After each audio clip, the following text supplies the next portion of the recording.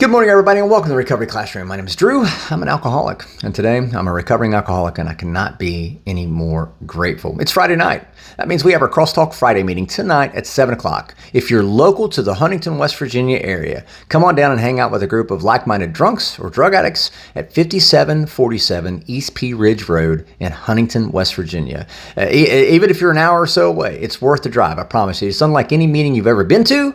It's the new normal is what I like to call it. So the other night that they refer to it, some folks refer to it as the quickest hour in recovery, and man, they're not lying. It truly is. I'll look at my watch and I'm like, holy shit, it's time to go. So come on down, join us tonight, 5747 East Pea Ridge Road in Huntington at 7 o'clock for our Crosstalk Friday. Apparently we're going to have lots of sweet treats tonight too, cupcakes and cookies and brownies and all that shit that I would never eat myself. So in the meeting the other night, on Tuesday night, one of the topics that was brought up, it stuck with me. It hit me and it stuck with me. And I think it's fair to discuss because it's a topic that we are all going to have to face to some degree or another throughout our sobriety. At some point in time, we're going to have to come face to face with this topic. Will my family ever be able to believe me or trust me again? And I think it's a valid question. I know for me, it hit home for me when I heard that topic the other night because I spent years, my family would see that I was drinking or they would catch me drinking. They'd find my stash, and I'd be like, oh man, okay, you're right. I need help. I'm going to start tomorrow or I'm going to start next Monday. You just watch me. I spent years telling them that I was going to stop, but also years showing them that I wouldn't stop. So that begs the question. Your family may not believe you. They may not trust you. Would you? Let me ask you that. Would you? Would I? I know I wouldn't. If somebody repeatedly told me time and time again they were going to do this, that, and the other, and then they repeatedly time and time again didn't do this, that, or the other, well, I'd start having some trust issues, of course. I'd start letting everything they said go in one ear and out the other. Well, that's exactly what happened with my family. For years, I told them I was going to stop, but I never did. They always saw me go right back to it. And now let me be clear. At the time in which I made that vow of, yes, I'm going to stop Monday, or I'm going to stop tomorrow. Tomorrow's going to be my day one. Tomorrow's my day one. Absolutely. I meant every word. I promise you I'm going to stop this time. I meant every word. You meant every word without question. But the problem is outlined on page 24 of the big book.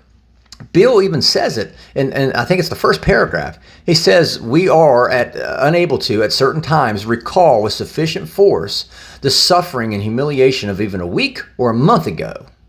So in other words, at the time we make that vow, yes, we're going to stop.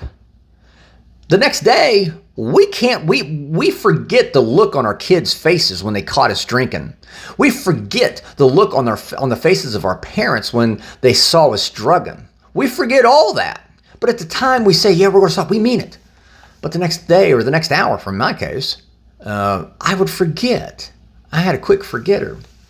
I know I would. If somebody repeatedly told me they were going to do something and they didn't, immediately I'm going to have credibility issues with that individual. And I'm probably just not going to believe them.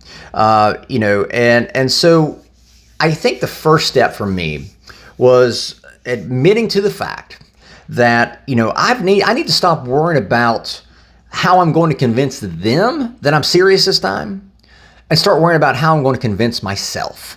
That's the first thing I needed to do when it came to trying to change the opinions of my family. Because after all, I can't control what other people do, say, or think, right? I can't control what my family does, says, or think about me. So I have to immediately stop worrying about trying to convince them that I'm serious this time, trying to convince them that I'm going to stop this time. Let's stop worrying about that and start worrying about convincing me. Drew, you're going to fucking stop. You're going to draw the line and saying you're not going to drink today. And I'm going to do that by taking it one day at a time. And this leads me to the next point that I want to reiterate or want to share with you. Time is actually on your side.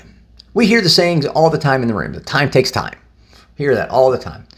In this situation, for you, time works in your favor. It may not feel like it. I get it. I 100% agree initially, yes. It may not feel like it, but it does. See, the longer you go where you keep doing the next right thing, well, the more credibility you're going to start slowly earning back with your family, with your children, with your parents, with those you love. So the longer you're doing the next right thing, the more frequently your family and those people closest to you are going to see that you're doing the next right thing. Hands down. The third thing I want to point out about all this is consistency. Consistency is your friend, and it relates to time, right?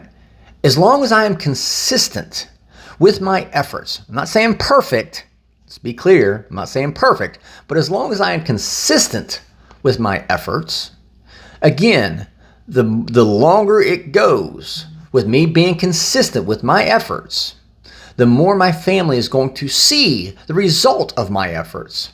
And the more those defenses they put up, the more those defenses are going to start coming down.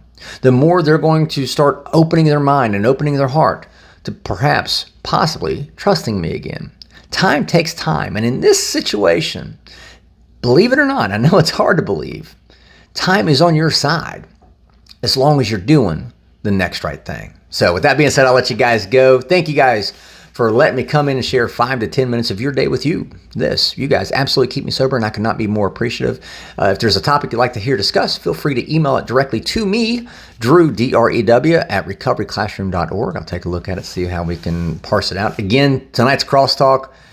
We got some friends of ours coming in from out of state tonight. Actually, I'm excited to meet them. I'm excited to be able to share and just have a hell of a good time tonight with everyone at these crosstalk meetings. So I'm really looking forward to tonight. We'll talk again soon. Remember, guys, you can't get drunk if you don't take that first drink.